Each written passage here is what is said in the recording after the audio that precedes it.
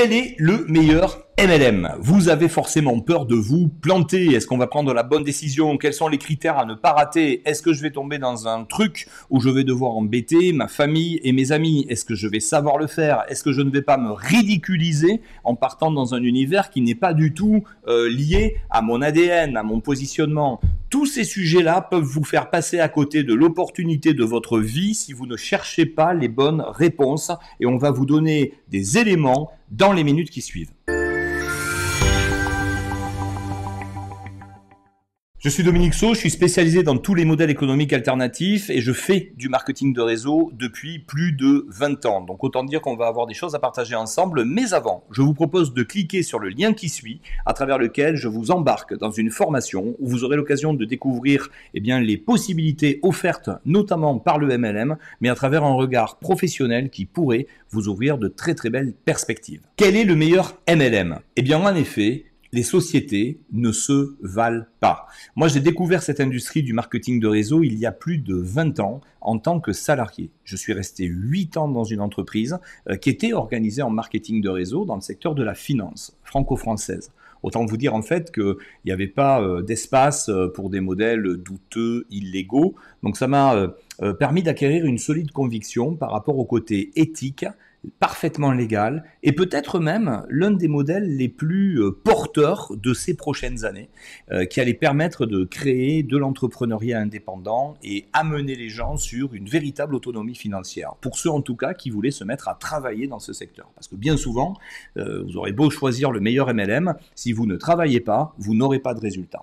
Alors, comment choisir le meilleur MLM? Eh bien, bien sûr, des critères. D'abord, il faut comprendre que aujourd'hui, même si c'est une industrie qui pèse 200 milliards de chiffre d'affaires et qui emploie plus de 100 millions de personnes à l'international, vous avez une vingtaine de sociétés qui font la pluie et le beau temps. Donc, il ne faut pas se rater. Premier critère, on va aller chercher des sociétés qui ont plus de 5 ans. On va aller chercher des sociétés vis-à-vis desquelles on peut tracer le palmarès des fondateurs, la gouvernance, les valeurs de l'entreprise, quelles sont les intentions. Dans la plupart des cas, les dirigeants d'une société de MLM ont envie de créer des emplois et non pas juste de développer leur chiffre d'affaires. Et ça, c'est quelque chose de très important. Souvent, vous allez pouvoir trouver des sociétés qui sont encore des sociétés tenues par un actionnariat familial. C'est quelque chose de très très fort parce que ça veut dire que les valeurs de la famille vont être au cœur du développement de cette entreprise à l'intérieur de laquelle vous allez pouvoir vous épanouir. Vous allez avoir d'autres critères qui consistent bien sûr à regarder les fondamentaux économiques de l'entreprise. Dans quel secteur d'activité elle intervient? Vous allez découvrir qu'aujourd'hui, 80%, entre 70 et 80% des sociétés de MLM sont dans l'industrie de la cosmétique et de la nutrition. C'est pas juste un hasard. C'est parce qu'en fait, quand on veut rentrer dans ce type d'univers, eh bien, on a besoin de trouver une activité qui va créer de la récurrence. Si tout d'un coup, vous achetez, vous êtes dans une entreprise, par exemple, qui a certes des super produits, peut-être même parfois des produits garantis à vie, tellement ils sont de bonne qualité. Eh bien, chaque fois que vous allez avoir un client, vous vous fermez la porte, eh bien, de renouveler finalement une opération avec ce client-là, parce que le produit que vous lui avez vendu, eh ben, il n'est pas prêt d'en racheter un autre.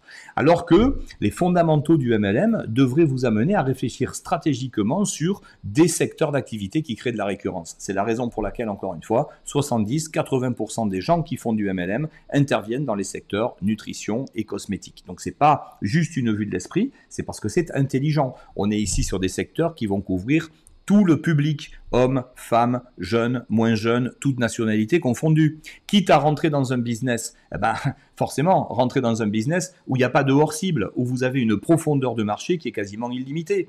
Aujourd'hui, on est en train de parler du digital.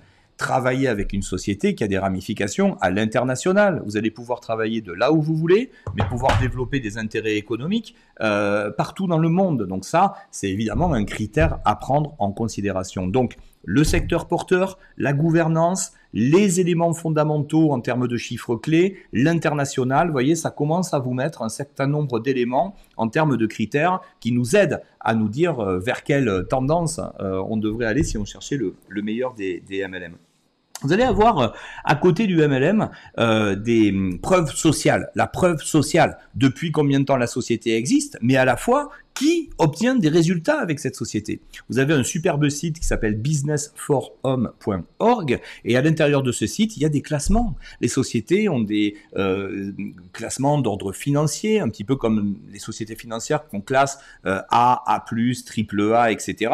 Allez chercher des sociétés classées triple A dans ce classement-là. Essayez de regarder quel a été l'historique de la société. Je vois aujourd'hui cohabiter des sociétés qui ont mis 20 ans pour atteindre le milliard de dollars de chiffre d'affaires, d'autres qui ont mis 5 ans. Évidemment, on n'a pas le même type de potentiel en face de soi. Donc, les fondamentaux économiques, les performances passées, parce qu'on dira ce qu'on voudra, mais si je peux observer comment une entreprise s'est comportée dans les dernières années, je peux déjà me demander si elle a des assises solides pour envisager l'avenir. Donc, grosso modo, c'est un petit peu comme si vous choisissiez un fournisseur, choisir son MLM. C'est la possibilité pour vous de vous dire, avec ce véhicule-là, je peux aller loin.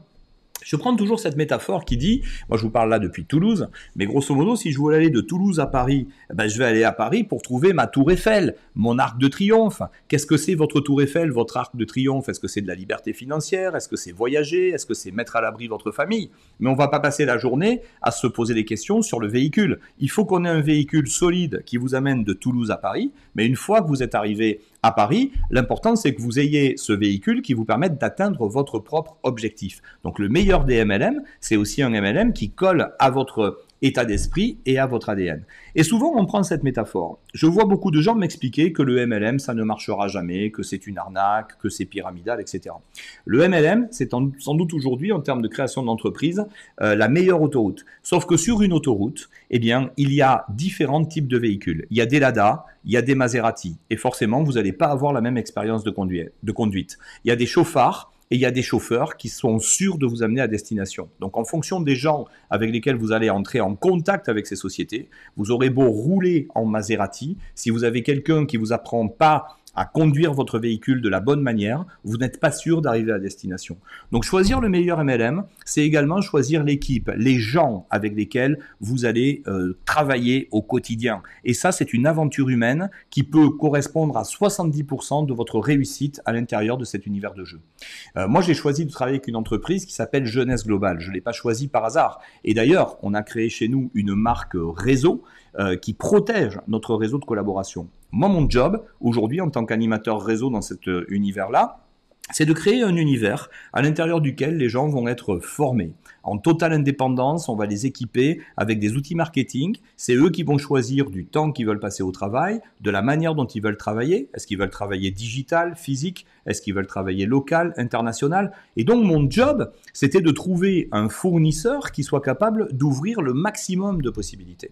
Et aujourd'hui, à date, je n'ai pas deux sociétés parmi mes critères qui, au-delà de Jeunesse Globale, si vous voulez, remplissent le cahier des charges. Pour autant, quand vous êtes un animateur professionnel de réseau, l'important c'est de rester agile. Si demain on a un problème avec le fournisseur pour des raisons de philosophie, pour des raisons de défaillance, vous avez une société il y a quelques années par exemple dont le comité de direction était dans le même avion, l'avion s'est crashé. Forcément ça met l'entreprise dans une difficulté de pérennité. Mais vous, si vous êtes animateur réseau demain ou vous êtes membre de l'industrie du marketing de réseau, vous avez des compétences que vous pouvez exercer dans d'autres sociétés. Moi je suis appelé 4 fois par mois au minimum par des sociétés qui aimeraient qu'on parte avec notre réseau bosser pour ces sociétés-là. Mais comme je leur dis, aujourd'hui, le véhicule Jeunesse Globale avec lequel je travaille m'apporte des garanties que vous n'êtes pas en capacité de me servir.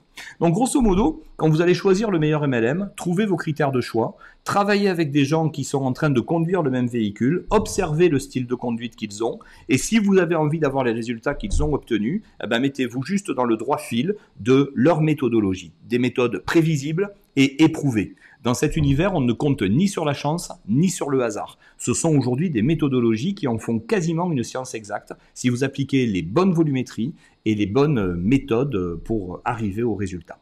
Donc, ce que j'ai envie de vous dire, c'est qu'il est tout aussi important de discerner avec quelle boîte vous voulez bosser qu'avec quelle équipe vous avez envie d'avancer. Donc, demandez des comptes, demandez aux gens avec lesquels vous êtes prêts à vous engager, comment ils vont vous aider à démarrer, quelles sont les méthodes, est-ce qu'il y a autour d'eux des leaders? Souvent, on entend des gens parler de leur réussite en marketing de réseau, mais ils ne parlent que d'eux. Un vrai Une vraie réussite en marketing de réseau, c'est une réussite où vous aidez les autres à réussir. Donc intéressez-vous à des équipes où il y a des signes significatifs, ce qu'on appelle des preuves sociales, de gens qui sont en train de se régaler dans ce business, qui obtiennent des résultats, qui sont capables de vous en parler et qui sont capables de vous accompagner. Alors, pour ceux d'entre vous qui ont envie d'aller plus loin, je vous ai préparé un lien. Donc vous pouvez cliquer sur ce lien immédiatement et vous allez rentrer dans un univers où on va vous embarquer dans une aventure. On va vous montrer comment développer vos options professionnelles, comment développer vos perspectives financières et comment, quel que soit l'univers d'où vous arrivez et quelle que soit l'ambition qui est la vôtre, vous pourriez trouver avec le marketing de réseau et le MLM une sorte de véhicule porteur qui va vous amener vers votre objectif en étant entouré et encadré par des professionnels qui ont à cœur de vous aider à réussir. Passez un bon moment en découvrant ce module et je vous dis à très très bientôt.